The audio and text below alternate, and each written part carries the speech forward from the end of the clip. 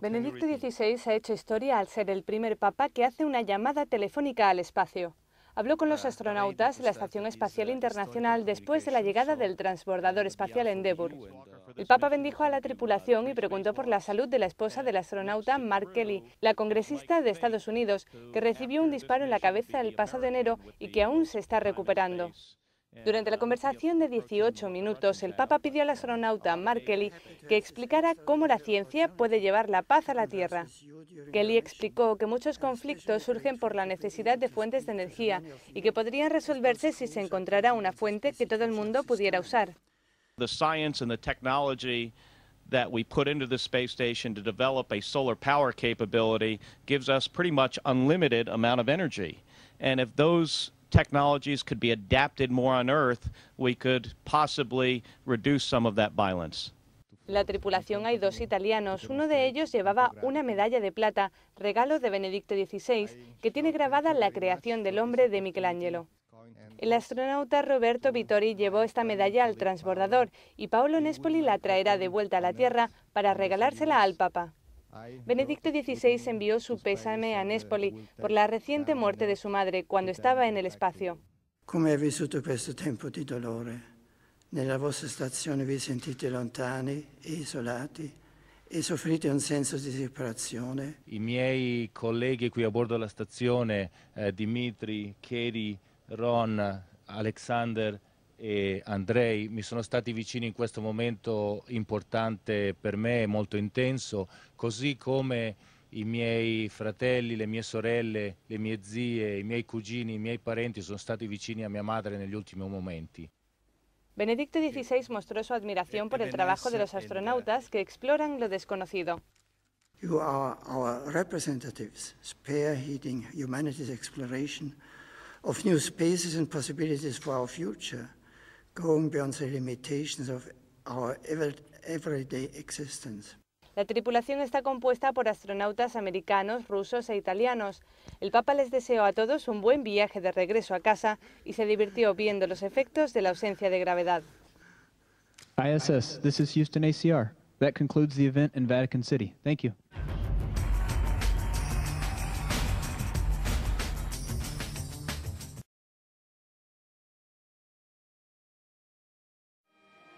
El 1 de mayo fue el evento del año, la beatificación de Juan Pablo II.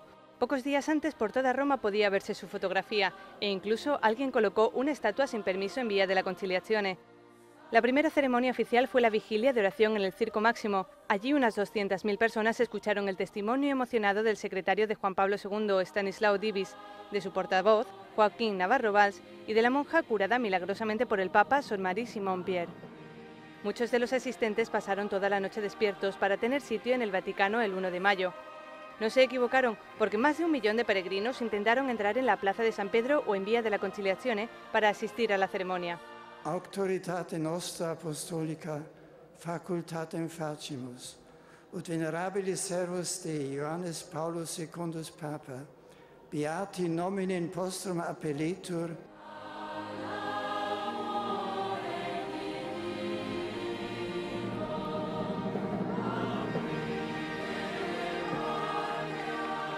Para la ceremonia, los restos mortales de Juan Pablo II habían sido exhumados de las grutas vaticanas y se dispusieron en la Basílica de San Pedro. Permanecieron expuestos hasta altas horas de la noche y una enorme fila de peregrinos se acercó para rezar ante el féretro.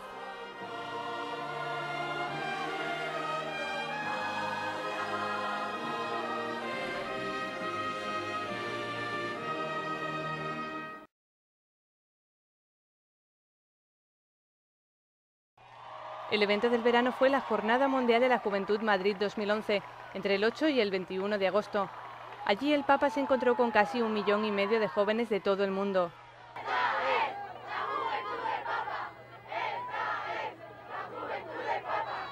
Durante esos días, Benedicto XVI les animó a contar con Dios en sus vidas y a tomarse en serio su fe. El momento más entrañable fue la vigilia en un aeropuerto, interrumpida por una fuerte tormenta. Gracias por esta alegría y resistencia.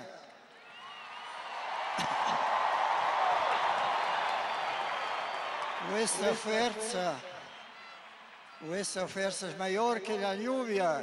Gracias. El Señor con la lluvia nos manda muchas bendiciones. También con esto sois un ejemplo.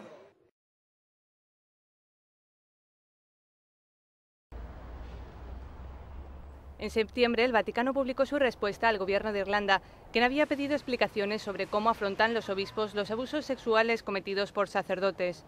Todo comenzó en julio, cuando el informe Cloyne demostró que los obispos no habían aplicado sus propias normas y no habían denunciado unos 40 casos cometidos entre 1996 y 2009.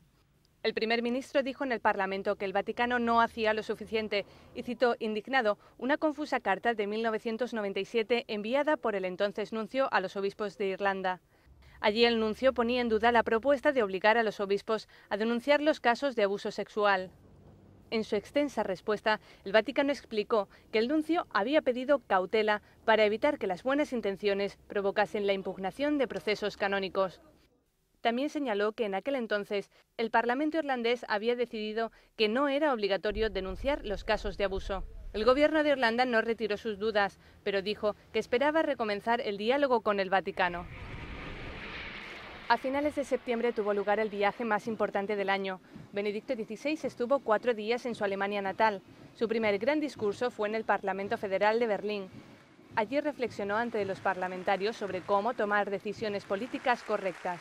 In einem Großteil der rechtlich zu regelnden Materien kann die Mehrheit ein genügendes Kriterium sein. Aber dass in den Grundfragen des Rechts, in denen es um die Würde des Menschen und der Menschheit geht, das Mehrheitsprinzip nicht ausreicht, ist offenkundig. Durante este viaje también visitó un antiguo monasterio agustino en el que estudió Martín Lutero antes de la Reforma protestante. Como signo de unidad entre cristianos, allí se reunió con luteranos y les invitó a luchar juntos contra la secularización. También en septiembre el Vaticano ofreció a los seguidores del obispo Lefebvre volver a la plena comunión con Roma si aceptan unos puntos fundamentales de la doctrina católica. En diciembre, su superior, el obispo Bernard Felley, expresó públicamente su rechazo a la oferta.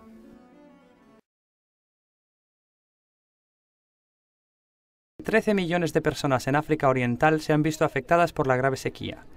Sin una intervención inmediata se estima que 750.000 somalíes afrontarán una hambruna inminente. Decenas de miles de personas ya han muerto. El ex niño soldado Ismael Bea lo deja muy claro. Todos los días, miles de niños han muerto en el Cuerno de África. Una generación entera se perderá si no hacemos algo. Ahora. Para responder a la crisis imperante, UNICEF ha aumentado sus operaciones de forma masiva. Sin grandes cosechas a la vista para el resto del año, es seguro que la crisis empeore. El momento de actuar es ahora. El tiempo es vital. Vaya a unicef.org para ayudar. La crisis no ha terminado. Para Televisión UNICEF, Pedro Bujal.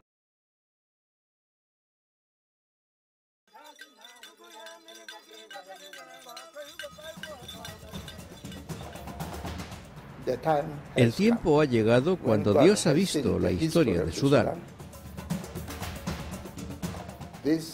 Este es el tiempo en que Sudán tiene que ser dos.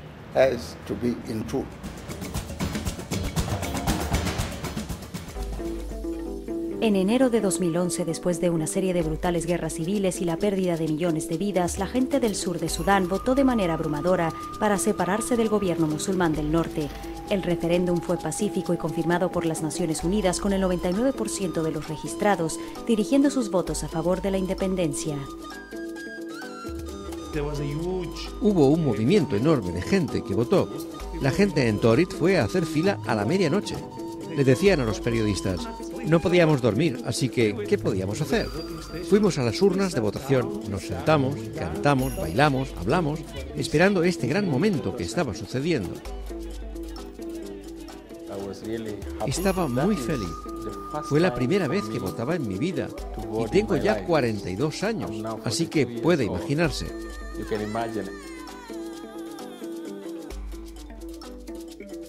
La Iglesia Católica jugó un papel importante preparando al sur de Sudán para el referéndum. El púlpito se volvió un lugar de enseñanza sobre los acuerdos de paz y procesos de votación. Los 101 días de oración iniciados por los obispos fueron cruciales para la disposición pacífica de los corazones y las mentes y la obtención de un resultado sin violencia en ese día histórico. La gente de Sudán del Sur estaba inspirada a través de la Iglesia Católica. Cada día de esos 101 días estaba preparada con oraciones, con intenciones. Nuestras iglesias estaban guiadas para prepararse espiritualmente.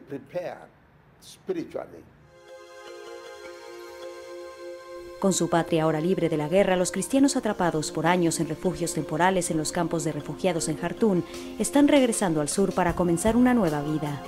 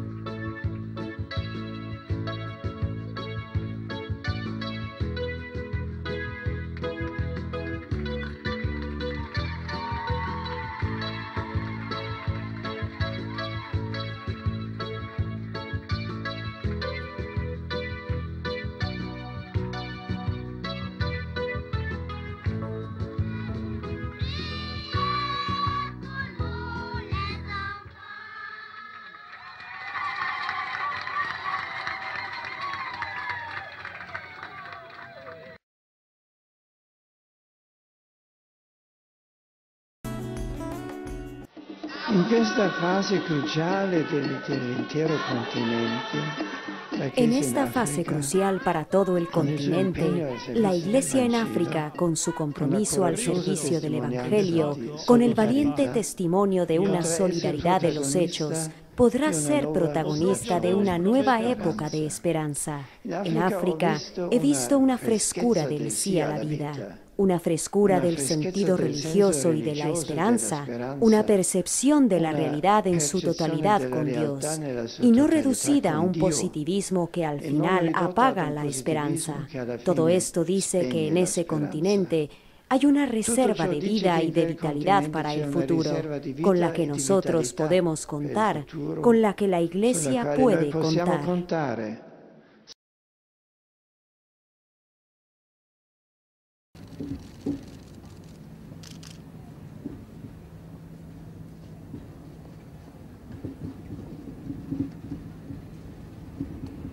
Tras el viaje de 1 hora y media en tren de Roma a Asís, Benedicto XVI se trasladó al centro de la ciudad en un minibús, junto con otros participantes del encuentro. Una vez en la Basílica de Santa María de los Ángeles, el Papa hizo de anfitrión y recibió personalmente a los principales líderes religiosos en la puerta.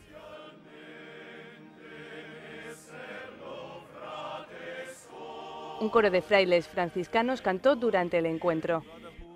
El cardenal Peter Turkson, presidente del Pontificio Consejo Justicia y Paz, recordó la primera jornada de 1986 con un vídeo. En su discurso, Benedicto XVI lamentó los casos en los que la religión cristiana ha sido la excusa para ejercer la violencia. Come cristiano vorrei dire a questo punto sì, nella storia anche in nome della fede cristiana si è fatto ricorso alla violenza. Lo riconosciamo pieni di vergogna. Benedicto XVI invitó a la reconciliación entre los países y denunció el terrorismo religioso. Dijo que en estos casos la religión no está al servicio de la paz, sino que es una justificación inútil de la violencia. Por eso, bajo el lema de este encuentro, el Papa propuso volver a aunar esfuerzos para alcanzar la paz. Si tratta piuttosto del ritrovarsi insieme, in questo essere in cammino verso la verità, dell'impegno deciso per la dignità dell'uomo e del farsi carico insieme della causa della pace contro ogni specie di violenza distruttrice del diritto. In conclusione, vorrei assicurarvi che la Chiesa Cattolica non desisterà dalla lotta contro la violenza, dal suo impegno per la pace nel mondo. Siamo animati dal comune desiderio di essere pellegrini della verità, pellegrini della pace. Vi ringrazio.